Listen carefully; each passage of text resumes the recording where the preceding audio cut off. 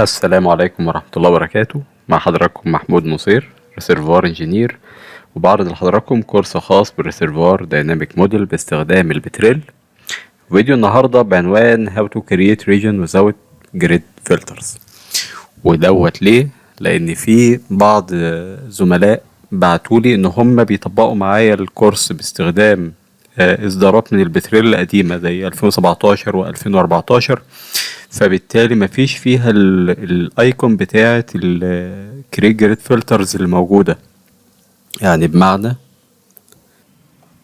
إن لما بنيجي هنا في البتريل كنا بنعمل الجريد فلترز من خلال بنيجي على الريسيرفوار انجينيرنج ونيجي كريت جريد فلترز من الايكون ديت ونعمل الفلاتر اللي احنا عملناها هنا. طيب الايكون دي مش موجوده في الاصدارات البترول القديمه، وكنا بنعمل جريد فلتر طرق مش مباشره زي دلوقتي.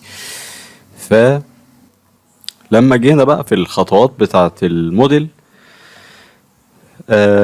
فاوريدي اللي عنده اصدار قديم جه في الخطوه بتاعه الجريد فلترز ما عملهاش، وبالتالي جه في الخطوه اللي بعديها في الكريت ريجن ما عرفش يعمل الريجن اللي احنا عملناها لان استخدمنا فيها بوكس فلتر.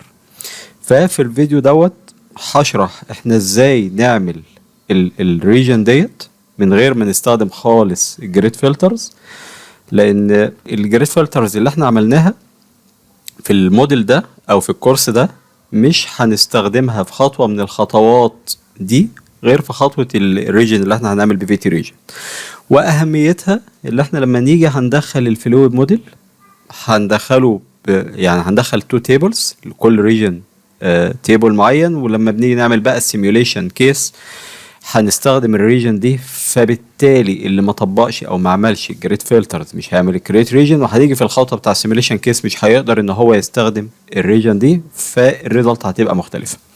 فعملت الفيديو ده عشان اوضح لحضراتكم احنا ازاي نعمل الريجن ديت البي في تي ريجن من غير ما نستخدم الفلاتر، فبالتالي بقيه الخطوات هتبقى حضرتك تطبقها معانا خالص من غير ادنى مشكله. فهنقول بسم الله الرحمن الرحيم وهنصلي على سيدنا محمد عليه افضل الصلاه والسلام، ويلا بينا نبدا بمشيئه الله. احنا في الخطوه رقم 3 من خطوات بناء الدايناميك موديل، وهي خطوه الجريد فلترز، وقلت ان هي مش خطوه اساسيه من خطوات بناء الدايناميك موديل، ولكنها أداة أساسية كتير بنستخدمها وإحنا شغالين على البتريل.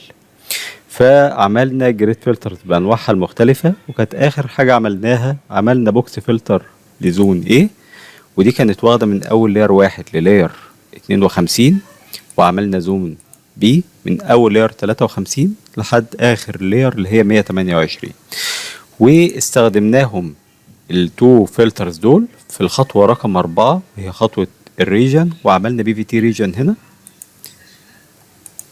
باستخدام الفلتر دي. هدوس دلوقتي كليك يمين واجيب الكالكوليتور عشان اشوف الايكويشنز اللي احنا دخلناها. دخلنا بي في تي ريجن بتساوي 1، ودوسنا على الفلتر بتاع الزون A وقلنا له يوز فلتر دوت وقلنا له انتر، وهو خد القيمة رقم 1 للفلتر ده، وخد قيمة رقم 2 للفلتر بتاع الزون B.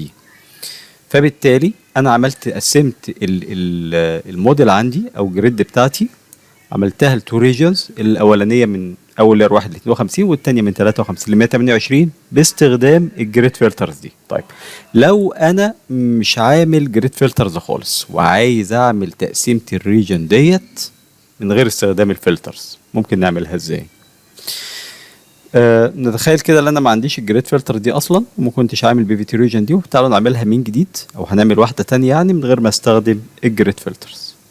هاجي هنا كده على اي بروبرتي موجوده وادوس كليك يمين واقول له هات لي الكالكوليتر. هاجي هنا اقول له انا عايز اعمل بي في تي، نسميها ريجن عشان بس نفرق ما بينها وبين الاولاني. هتساوي، هقول له بقى هنا اف، لو عايز اقول له بقى ان لو اللاير من اول رقم 1 للاير 52 اعمل لي البي في تي ريجن دي اديها قيمه 1، ومن اول لاير 53 ل 128 اديها رقم 2، رقم 1 ورقم 2 زي ما قلت في موضوع الفيديو بتاع الريجنز ان هي مش لازم رقم 1 ورقم 2. اولا الريجن ما بتاخدش رقم 0، ده مبدئيا. انما حضرتك ممكن تختار اي رقمين مختلفين، يعني ممكن نقول بي في تي ريجن بتساوي 6 والتانية مثلا في الزون التانية بتساوي 20، يعني مش فارقة، بس المهم ما ياخدوش نفس الفاليو عشان بس يفرق ان دول اتنين ريجنز مش ريجن واحدة. فهنقول له هنا بقى ايه، اما اجيب الجيومتري هنا واختار الكي اللي هي اللاير يعني، او اللي انا اكتبها كي على طول، فهو هيفهم ان الكي دي ترمز لللاير اللي انا هختارها واللي انا هحط لها دلوقتي الكونديشن بتاعتها. فهقول له اف كي اقل من او يساوي 52، يعني معنى كده ان من اول اللاير رقم 1 لحد لاير 52 ادي البي في تي ريجن اللي انا هعملها دي قيمة 1. طب غير كده، غير كده يعني من لاير 53 ل 128، ما دي اللي فاضله، اديها رقم 2 وهقول له انتر.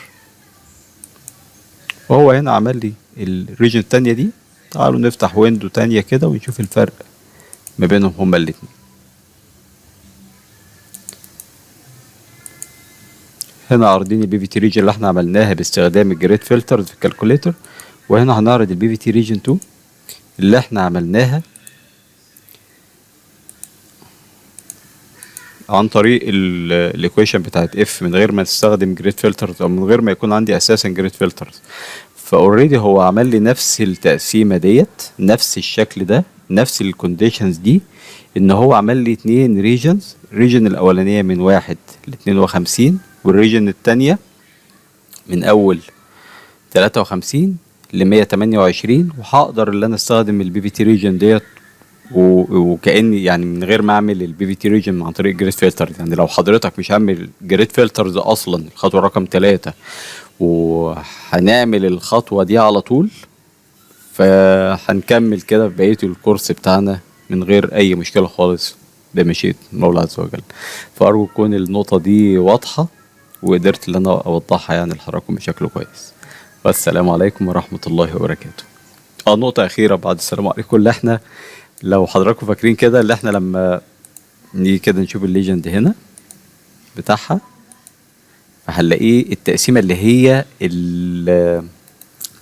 تقسيمه الريجن نفسها. يعني لو جينا كده البي في تي ريجن 2 هندوس كليك يمين وسيتنج، نفس الكلام عملناه في الفيديو بتاع الريجن دي. لما جينا في الكالر هنا احنا ما غيرناش في الجلوبال ولكن عملنا لوكال، فهنعمل دي لوكال برضو وهنسميها مثلا ديت زون A ودي زون B، علشان بس هو ما قاليش هنا اللايرز او الليجند بالشكل ده، ولكن هيعملها ليجند مخصصه كده ليها. فهو اوريدي نفس التقسيمه اللي انا عملتها، بقى عندي بي في تي ريجن هنا اقدر ان انا استخدمها بمشيئه الله فيما بعد ونكمل بيها من غير ما يكون عندي جريد فلترز خالص. والسلام عليكم ورحمه الله وبركاته.